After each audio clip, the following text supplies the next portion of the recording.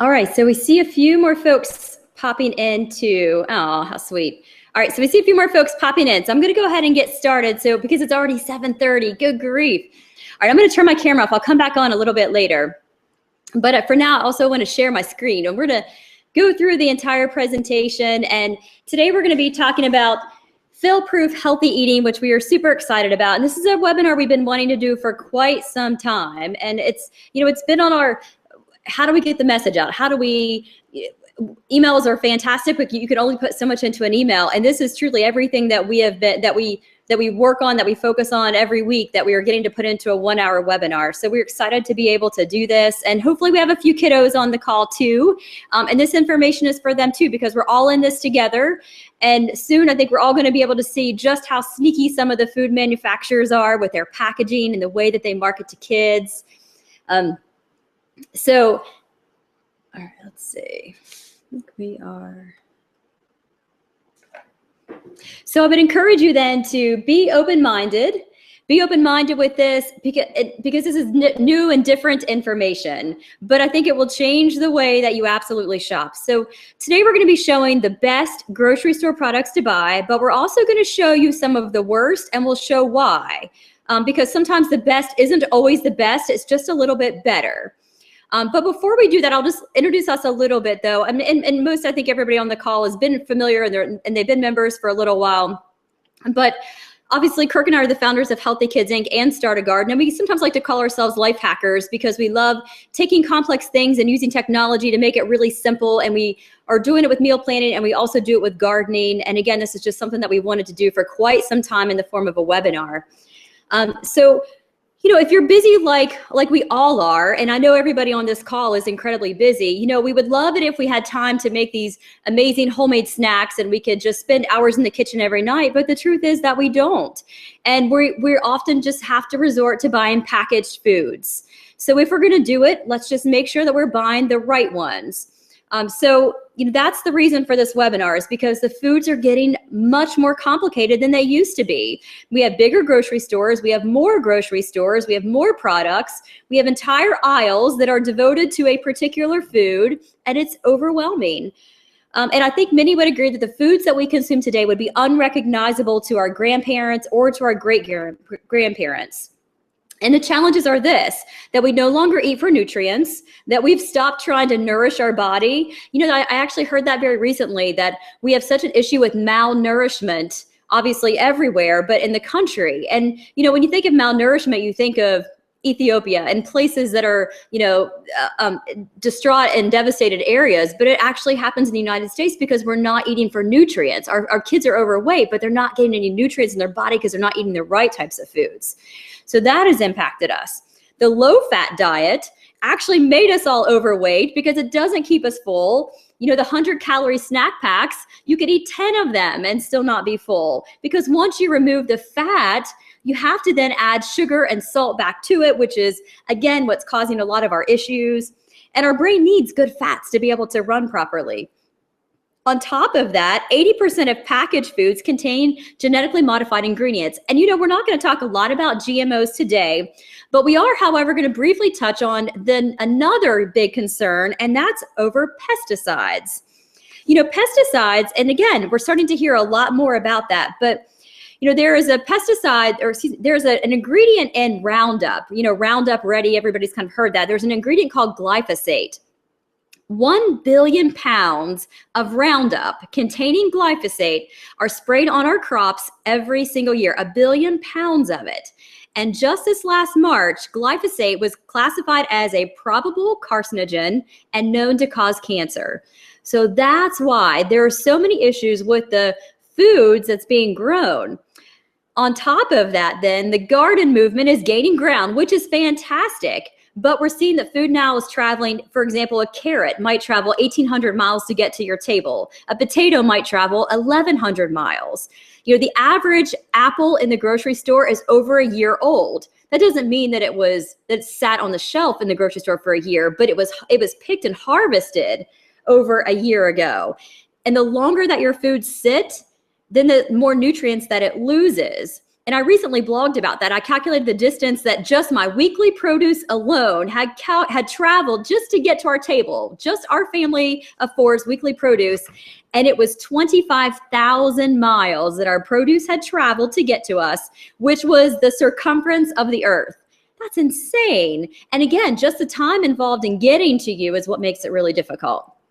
And then manufacturers make it difficult to trust who's right and who's wrong and what's right and wrong. And I love this example of Lay's because this just kind of shows how our culture has transitioned.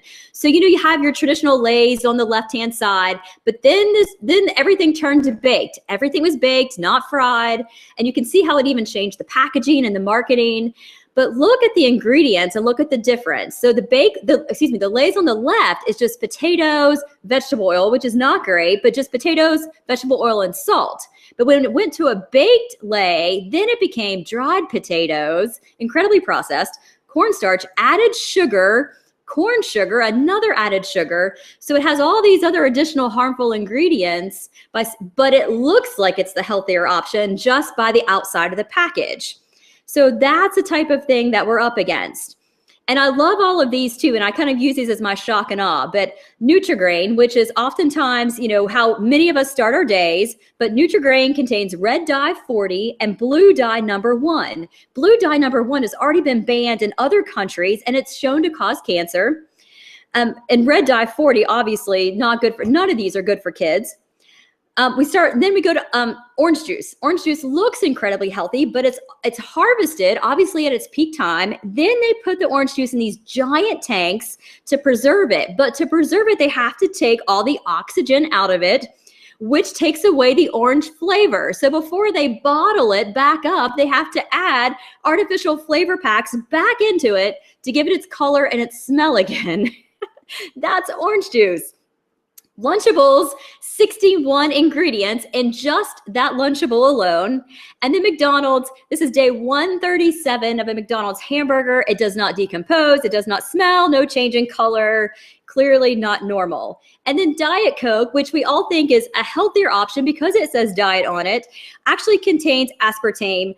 Aspartame is terrible for us. Aspartame actually does contain methanol, which is bad enough, but aspartame makes you thirstier and want to drink more. So studies show that people who drink diet drinks actually drink more and eat more. It has no effect on weight because you're eating and drinking more because it makes you want more of that. So artificial sweeteners are actually even worse than sugar, as bad as sugar even is for us. So those are the things that we are up against, and it's tough. So what we're going to be going over are our top grocery store products to buy. But again, we're going to be showing you some of the bad ones along the way too, because these are the most common things that we typically eat. So I'm going to start first with meats and dairy and produce because truly they're the easiest. I mean, these are the easiest things in my opinion. There's not a whole lot of gray area with meats or dairy. It is what it is. So let me start first with produce. Produce, you buy organic when we need to, which is on the Dirty Dozen. That's what our meal planner does. So if you follow the meal planner, it's going to tell you when to buy organic and when you don't need to. Just use that as your guide. That one is done. Now for your meats, yes, it is best that you buy grass-fed meat.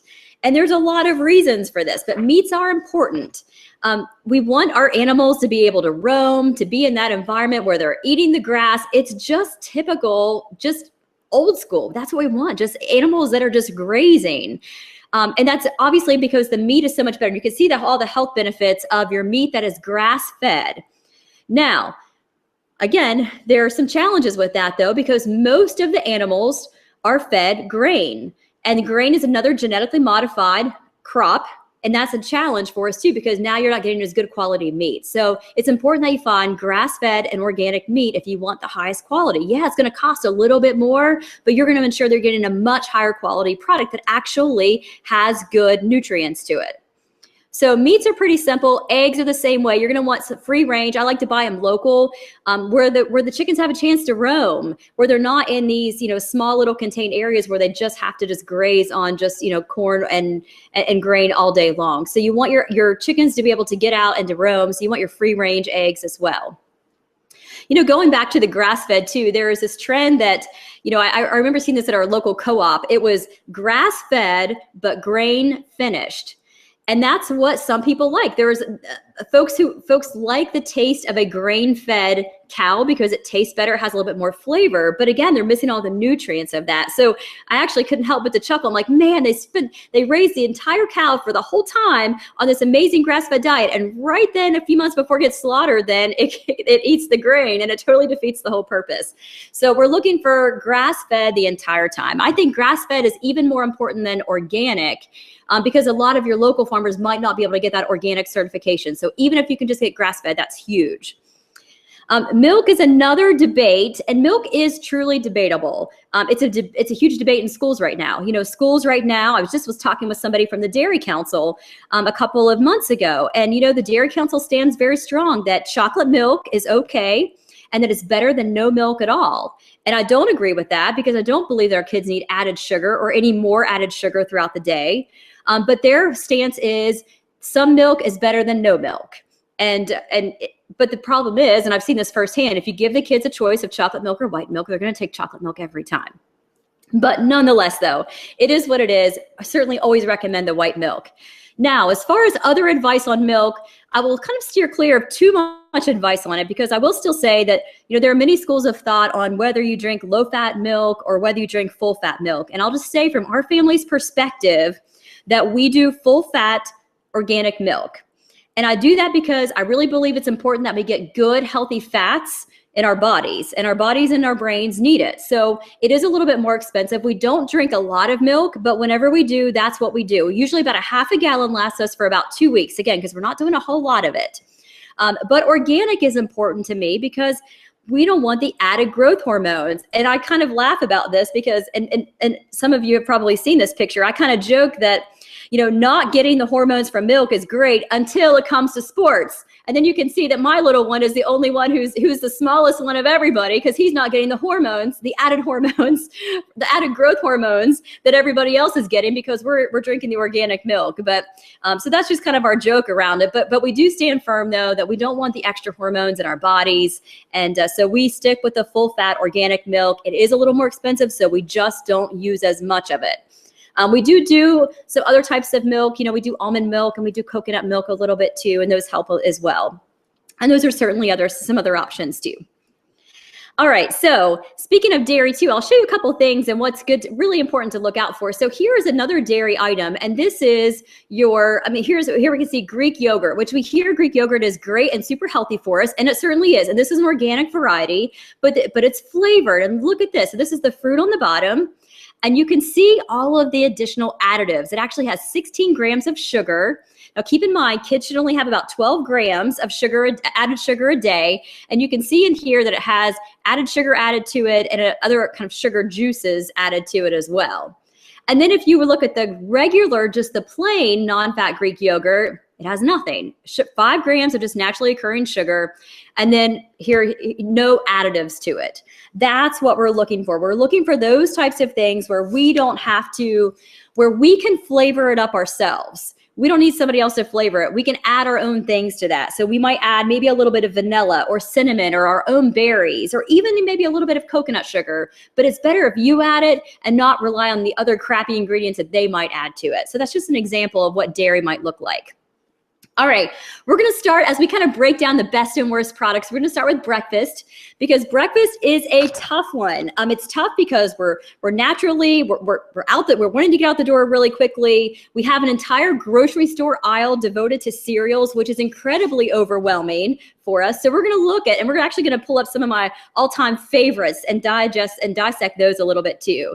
So I have to start with Fruity Pebbles because I tell you what, there's nothing better than Fruity Pebbles. I mean, we have to admit that it is incredibly, I mean, I could probably sit down and eat 3 bowls of it at just one setting, but I haven't for an awful long time, but I certainly could. But you look at the ingredients in the classic Fruity Pebbles: rice, sugar, hydrogenated oil. Hydrogenated is the artery clogging oil. It's the worst oil that you can possibly do.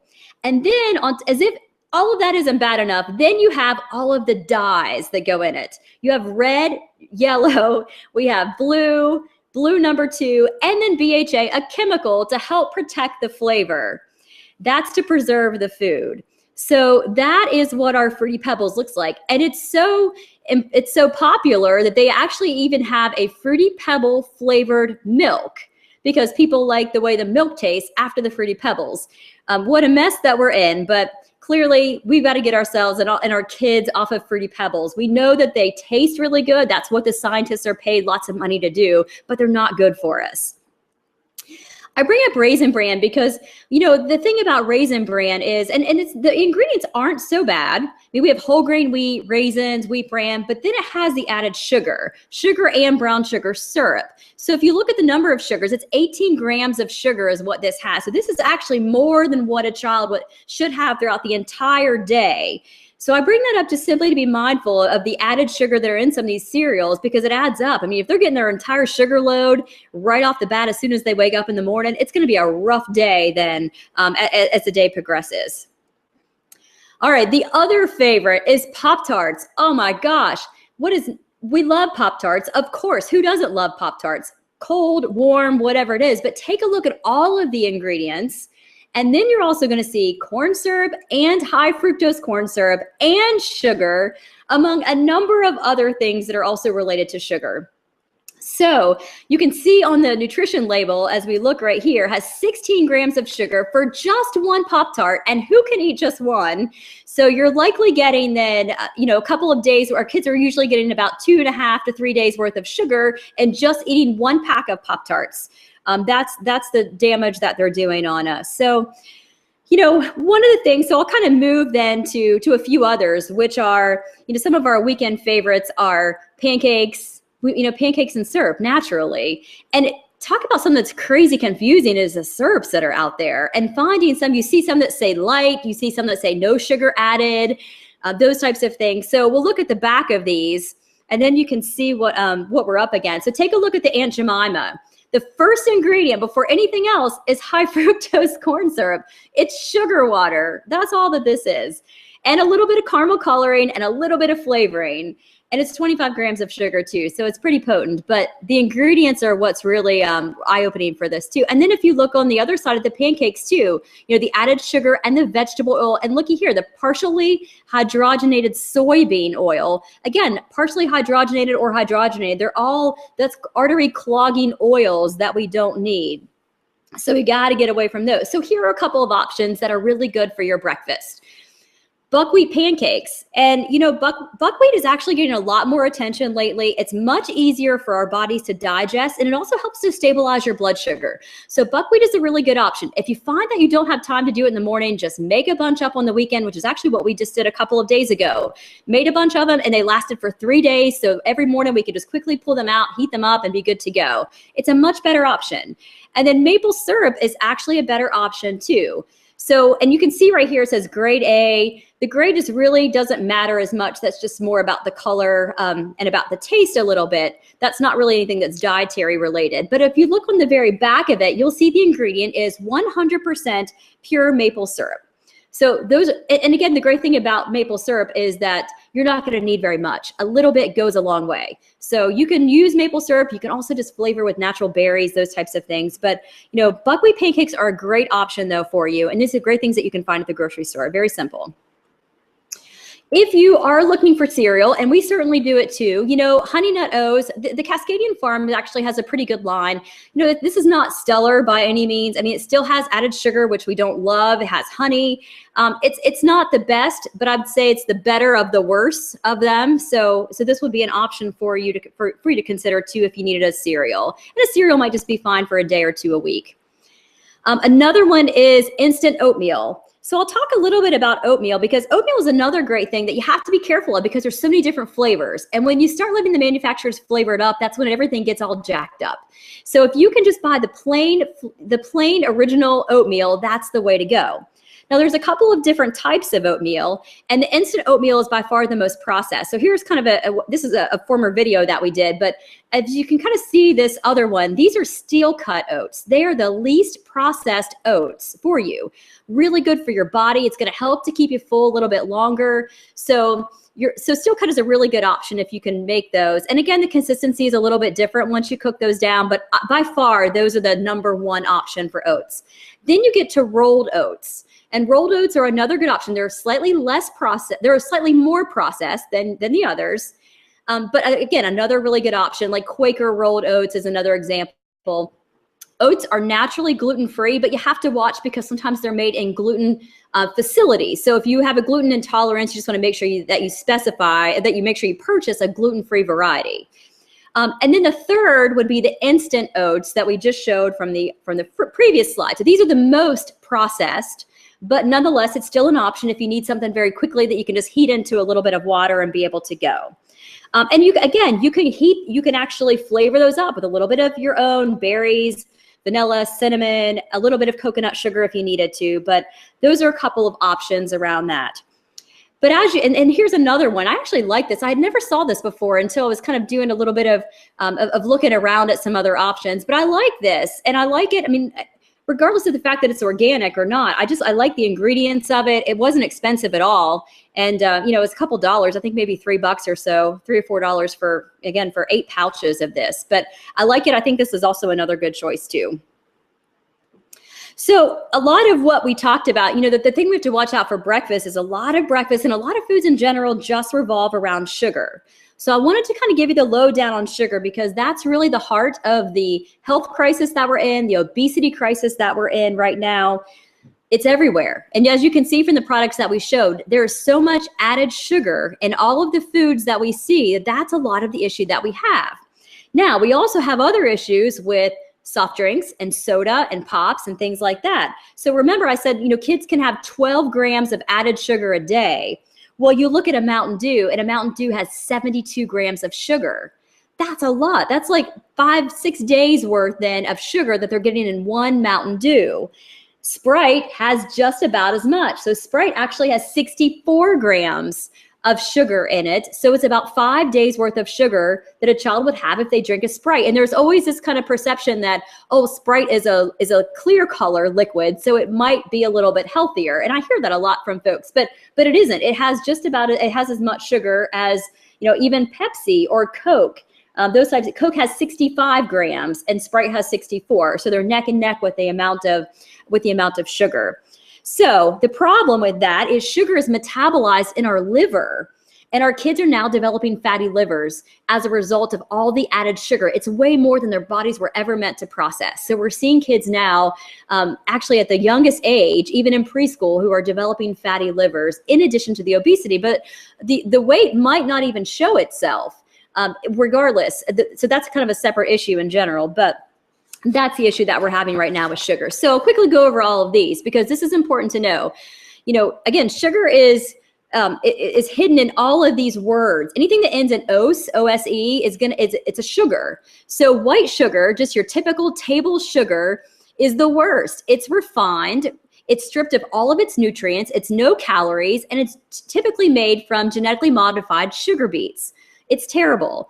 Brown sugar is that same white sugar with just molasses added back in for color and flavor. And that tears at me, I know, because we all love, you know, brown sugar, but it truly is one of the worst things for us. Agave nectar is not good either. It's highly processed.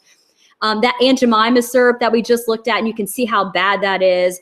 And then other alternative sugars that we sometimes are, you know, we're looking for other options, but Splenda and Equal are just as bad. You know, I think it was Pepsi who just came out and said, okay, they're not going to do aspartame in their diet drinks, but they're going to go to Splenda, which truly Splenda is just as bad. Our bodies are not meant to process these alternative sugars.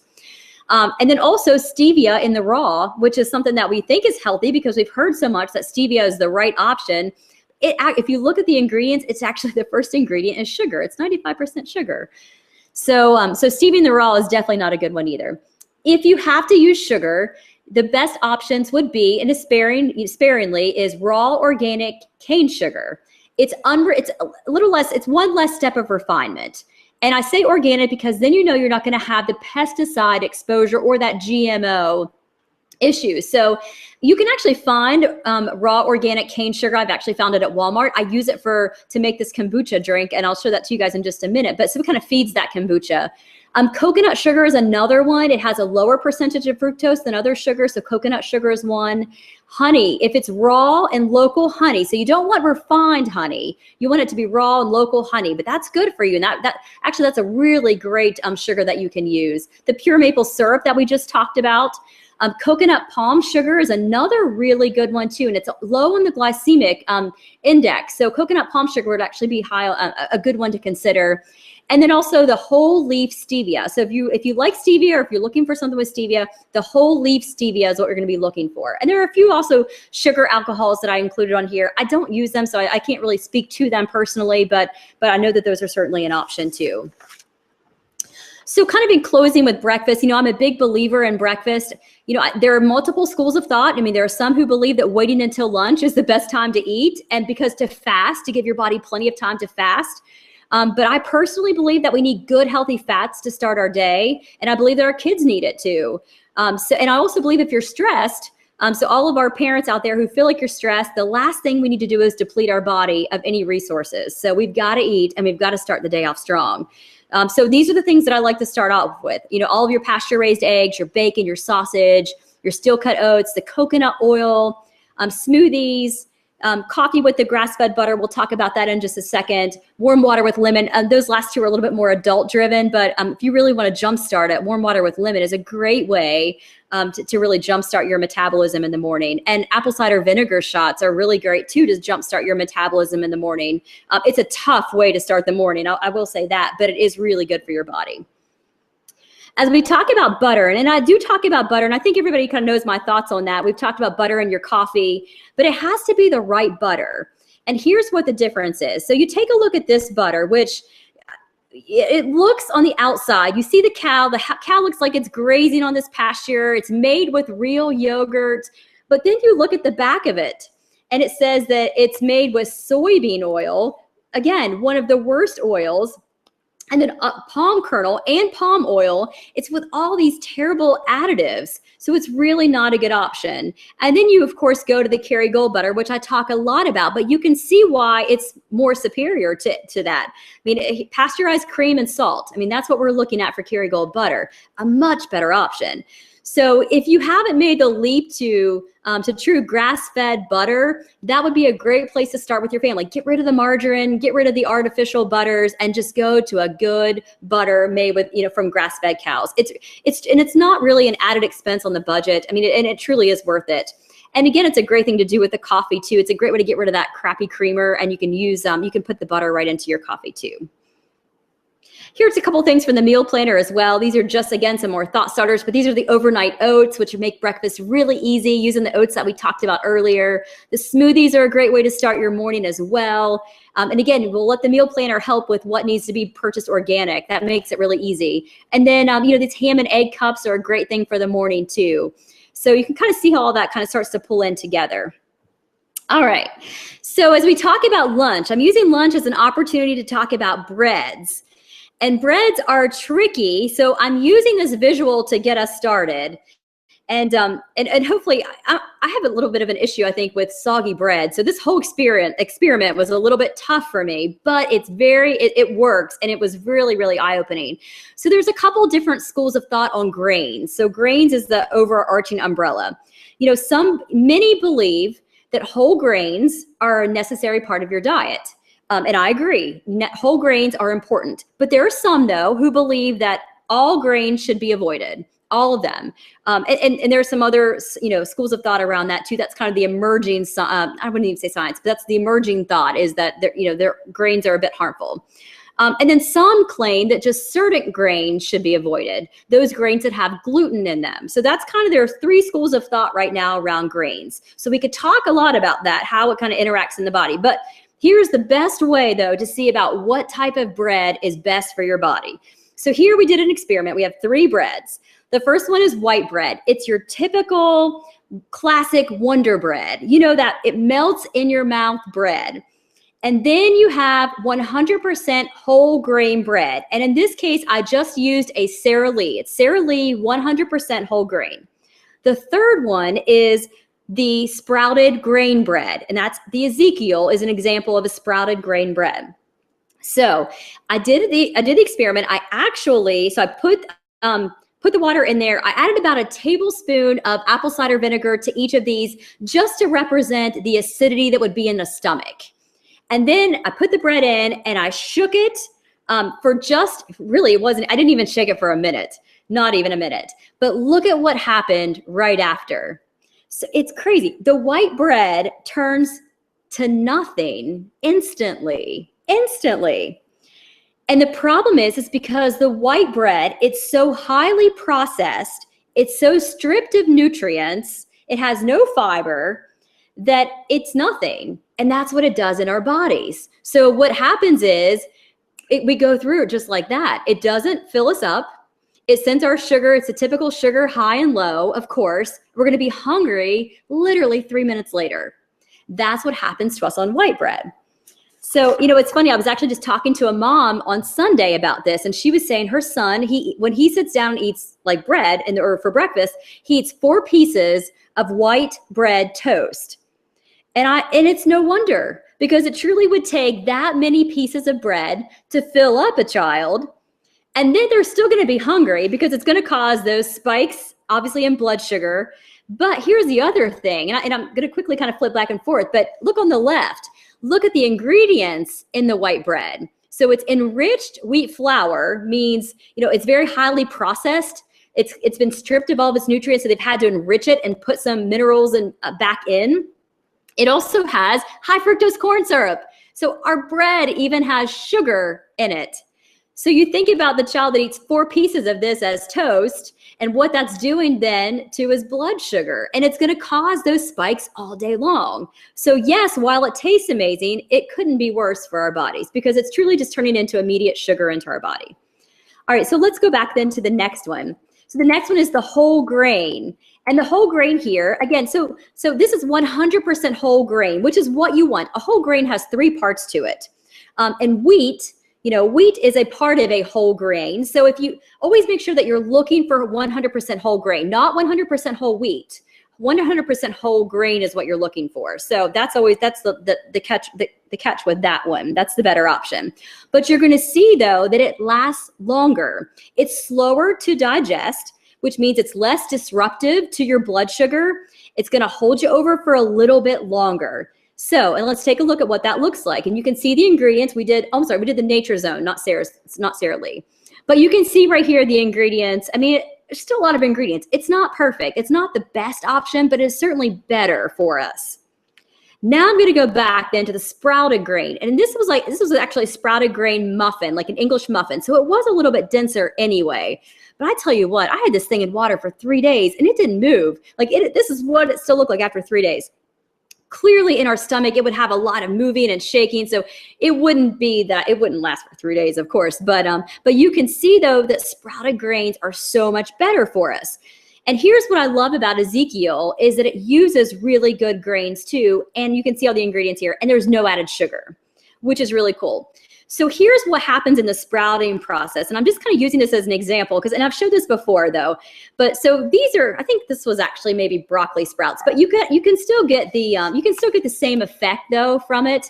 Is you have a seed and you soak the seed and then you put it into in front of in the sun and it starts to sprout. And it sprouts and this is what it becomes.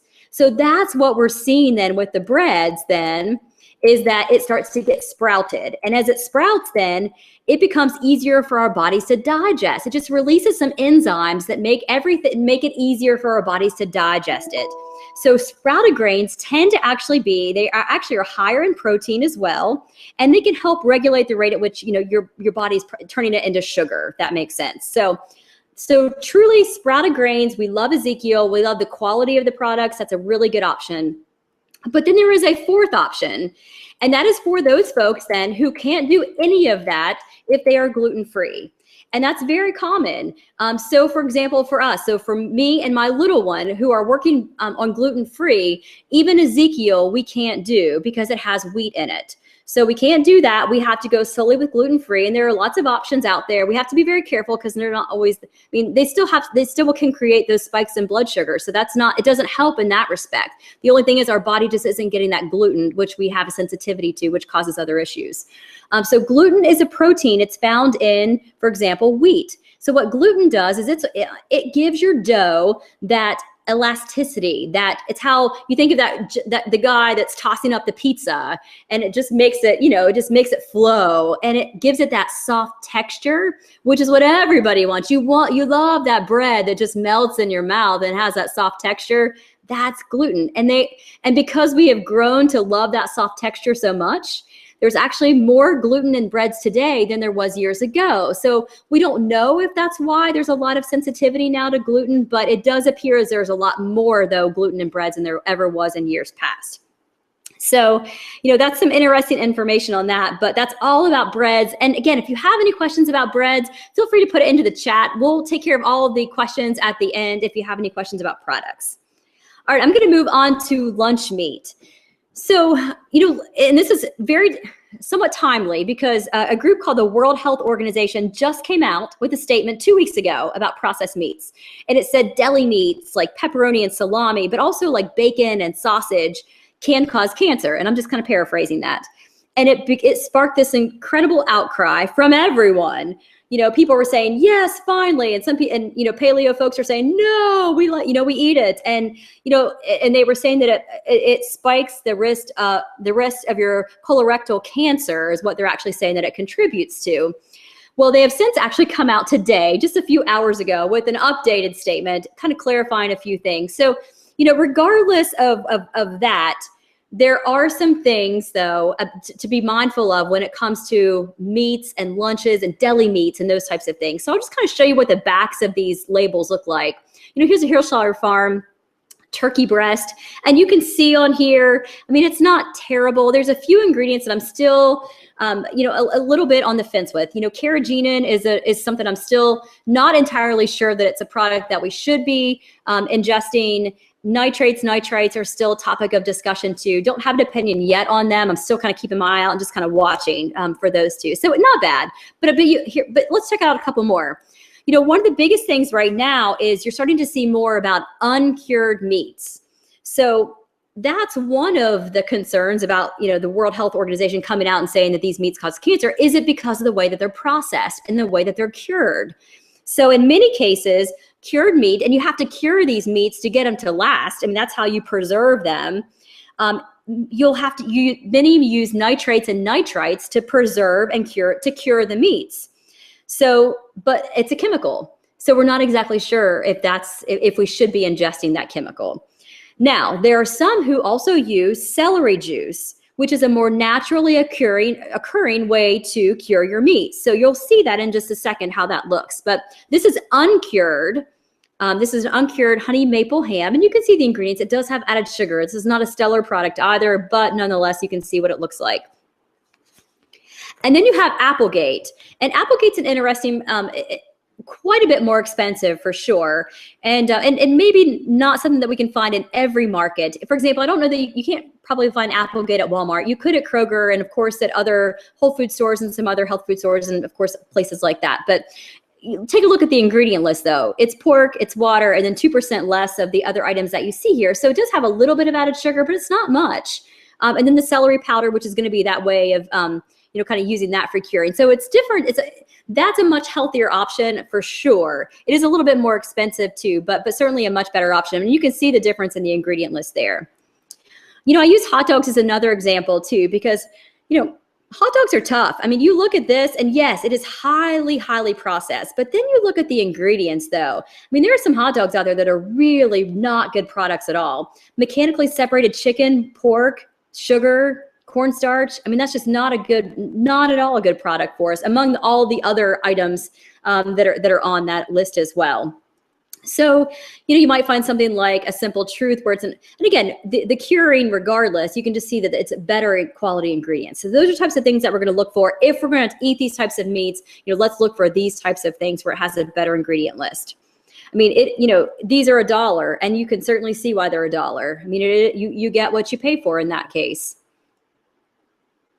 So, so when it comes to When it comes to lunch, here are a couple of things. And again, lunch is always a little bit tricky, especially when it comes to kids. So for adults, we're looking for, this is a great time to load up on your vegetables, load up on your soups. Those are really good. My gosh, we're still doing these, these salad in a jars. Gosh, they're just so easy. I even still do them, when I'm working from the home also, because it just makes it so nice and it's so convenient. So, your salad in a jars are great, and also great for older kids as well. For kids, the veggie wraps is still huge. I go into schools all the time and do these veggie wraps with even kids who are 2 and 3 years old. They love the veggie wraps. And the great thing about veggie wraps is you can use the Ezekiel sprouted grain tortilla shells to make this even healthier. So and this is on the meal planner, but this is just veggies, a little bit of shredded cheese, a little bit of ranch dressing. And that really is it. So, and kids just love it. And again, the Ezekiel makes it even a little bit healthier. Things like this. This is another recipe on the site too, but just ways that you can add some extra veggies to it.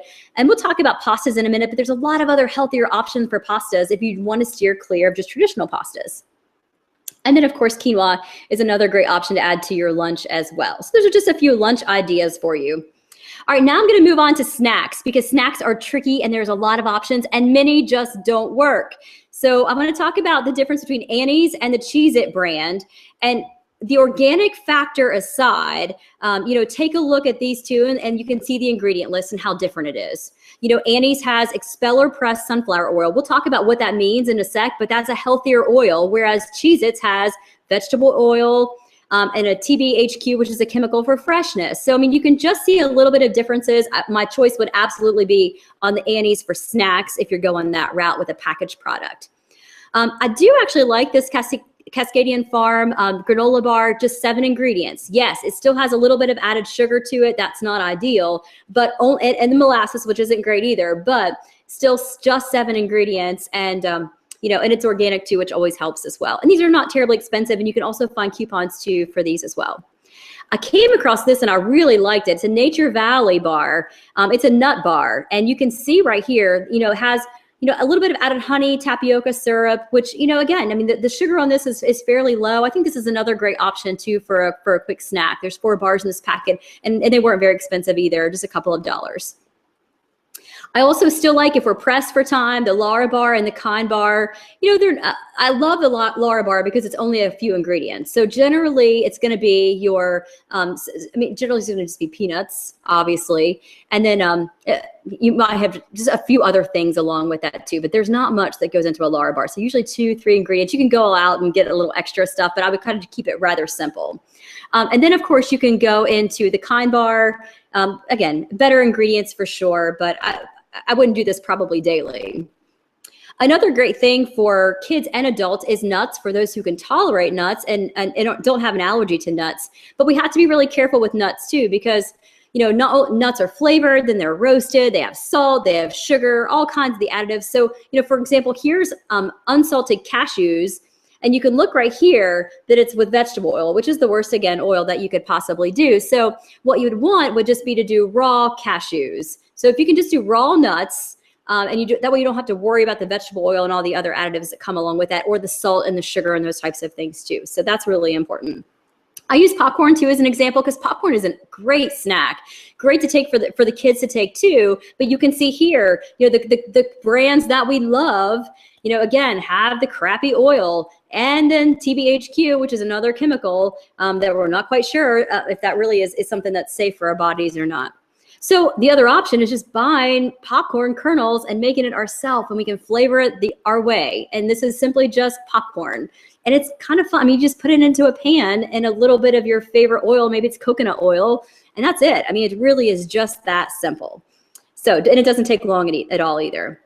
So some of our favorite snacks, again, are pumpkin seeds, and again, the nuts, the nut butters, beef jerkies, those types of things are all really good. Pumpkin seeds, gosh, this was such a great time of year. We love, pumpkin seeds are just amazing. Here are these little 1/4 cup containers with lids. You could actually get some raw nuts, a mixture of them, add some raisins to it, or add some granola, and just make 10 of these up so that you or the kids have them for your afternoon snack. They just make it really, really easy. And obviously you've got your veggies too that you can do. We love the little peanut butter balls. Those are super simple.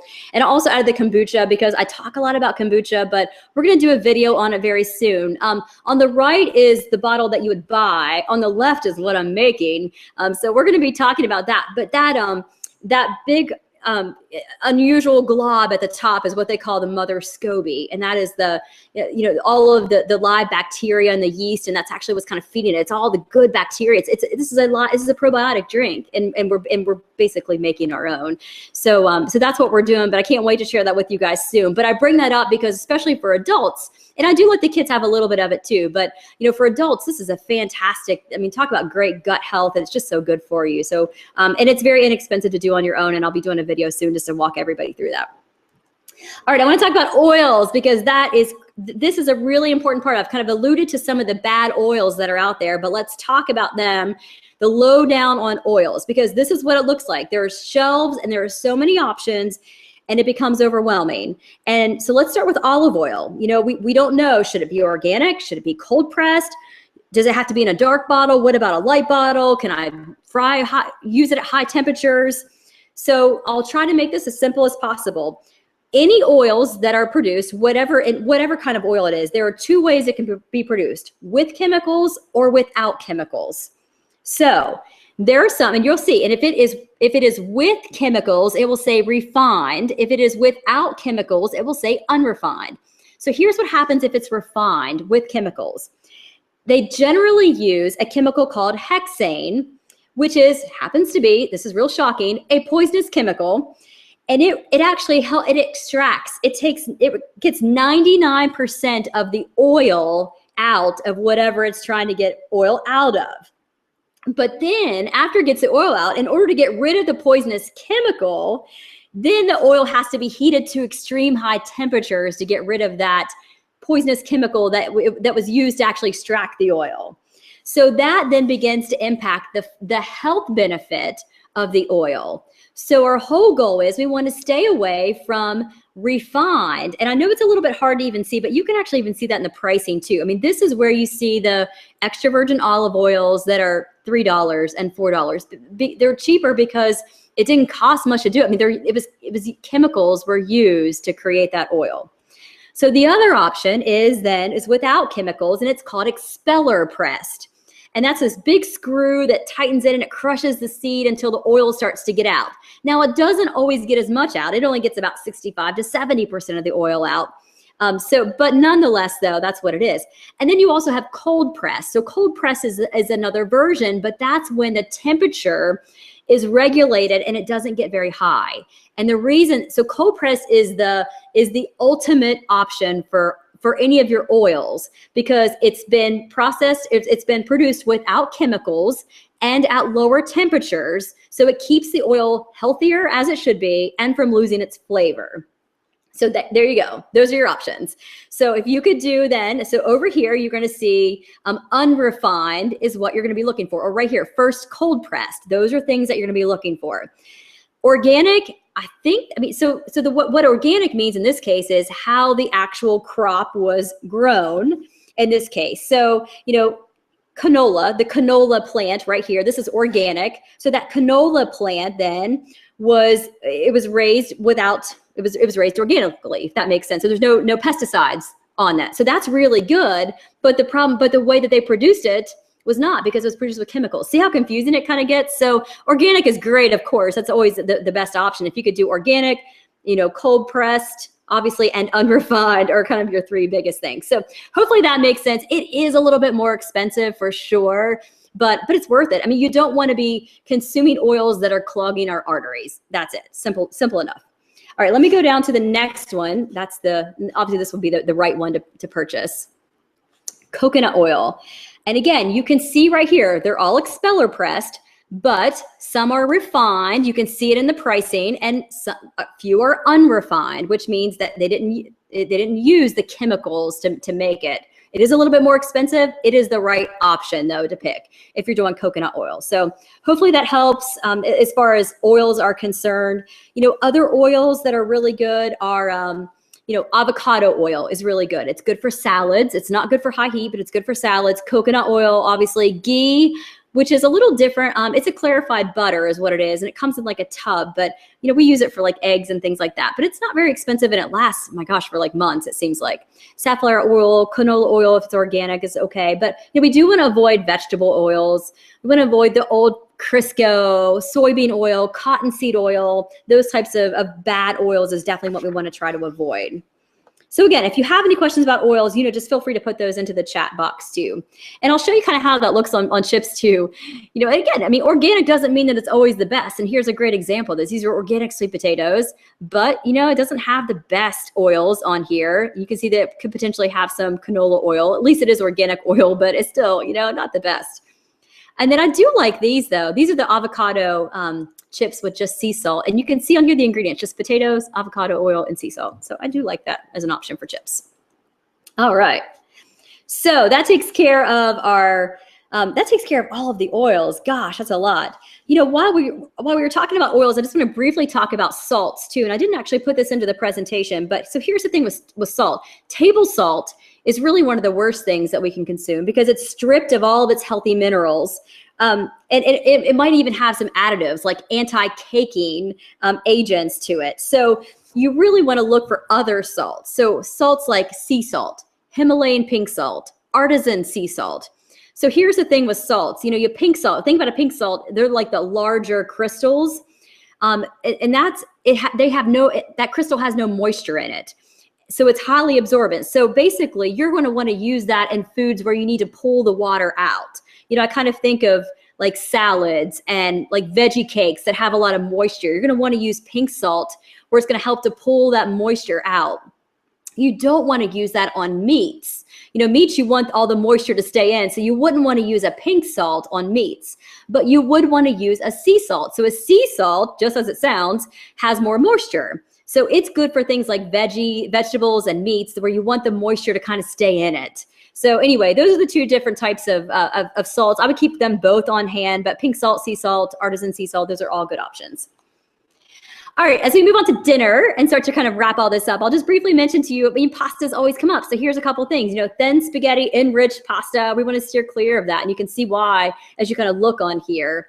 But some pastas that we do like. I think one of the better whole wheat, you know, pastas that you can do is this einkorn wheat. It's actually one of the better ones for our body to process. So I think einkorn is definitely stellar in that respect. 100% whole grain products are always good too from a wheat perspective. The shirataki noodles, I'm still kind of learning a little bit about them. I haven't tried them yet, but I hear a lot of people rave about them. So we're going to give those a try very soon. But, you know, there's no gluten in these two. You know, they call them the no guilt noodle, which they're not truly a noodle. So it's a noodle substitute. But you can kind of see that here. So more to come on that for sure. Also like the quinoa pasta, which again would be a gluten-free option. And then I've kind of talked about these, but the red lentil penne pasta, these are just incredibly expensive, but it certainly is an option too. So there are so many other options to pastas rather than just your traditional pasta and those enriched noodles, which aren't good for us at all.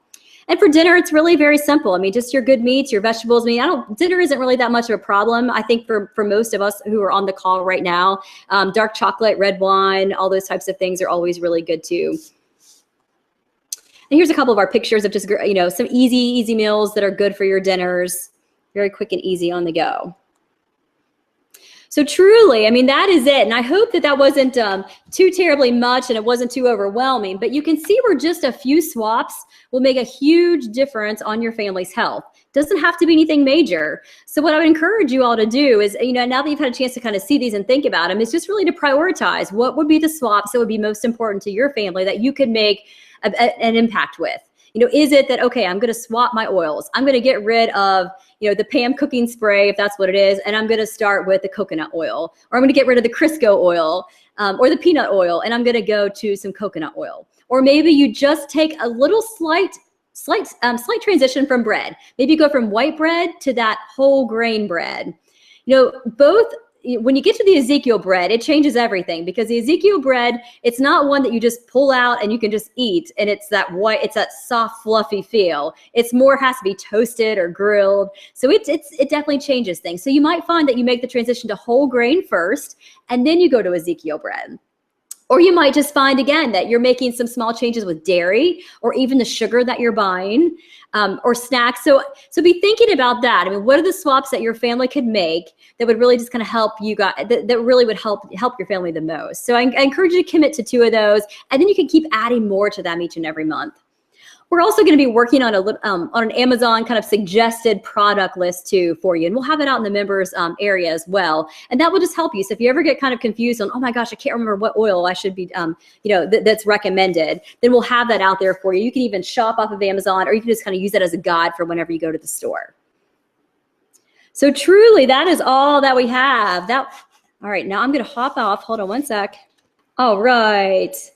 If you have any questions, feel free to put those into the chat. And then also, I would encourage you, I'm actually going to put 2 polls out there because I would like to get everybody's thoughts. So there are 2 polls that are going to be coming out. One, I'd love to get your thoughts on what would you like to see next. So we had planned to do next week to talk about meal planning, and then also to talk about then organization the week after. But I'd like to at least propose another idea. If you have an interest in this health piece of this, then we have an opportunity to bring on a pediatric physician who can talk about kids' health and what she's seeing from an obesity perspective, because she said something to me that really resonated. And from the patients that she sees, she also runs a weight management clinic for kids as well too. But she says the kids who have the weight problems, she said, they come into her clinic and she's able. They see something. There's a visible sign that something is wrong, so she can help them.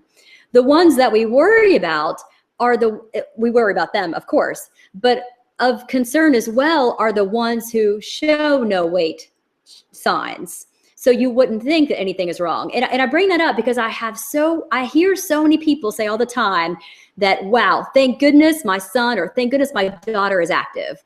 Thank goodness they're active, because that helps to offset the foods that they're eating. And the worrisome part of that is that we don't know what's happening inside. And if they are consuming all that sugar, because their body isn't showing it, doesn't mean that it's not wreaking havoc. And what we see, and I've actually heard about this very recently, the very thin person who has a fatty liver, and his liver is almost failing because he was drinking 5 to 6 Mountain Dews a day over a long period of time. So, those are the types of things I think that are really eye-opening for families. So that's going to be one poll that you see out there. So I'd love to hear your thoughts. Would that be applicable? Do you have an interest in that topic? Or if not, we'll totally keep it at, the next levels, which is all meal planning and organization and all those fun types of things. The second thing I would love to get your thoughts on too is, the idea of the gardening piece of that, which we've mentioned to you before, that's a big part of. We feel gardening is really important. It's good for kids too. It's good for kids to be a part of that process. So we are also looking at adding the gardening component to the meal planner. So let us know, would you like that feature? If you had a feature inside the meal planner that told you exactly how to grow the crops that you wanted to grow, if it told you exactly when to pull the crops, when to water them, and if it also told you, okay, and if it did all the work for you behind the scenes and said, okay, it's been 5 weeks now, and then we start telling you, here are all the recipes that you can make with those products. So it totally just fail-proofs the entire growing, harvesting, and cooking process. Would that be of interest to you? And it might not, and that's just fine. So, but we would love to know, though, your thoughts on that. So please let us know on those 2 polls. Awesome. All right, thank you all so much. So if you have any questions that come to mind later or during your next trip to the grocery store, please just let me know. Email me at any time. And again, we're going to have a nice little quick reference guide for you out there too, of just some products that you could order online as well to make it easy, or that you'll also find at the local grocery store too. So I hope that you guys enjoyed this. Hope that your kiddos were able to watch it too and learned a little bit throughout the process too. All right, so much more to come. I'll send out some information about next week's webinar very soon, but I hope you guys enjoy the series, and we will talk to you all soon. Have a good night. Bye, guys.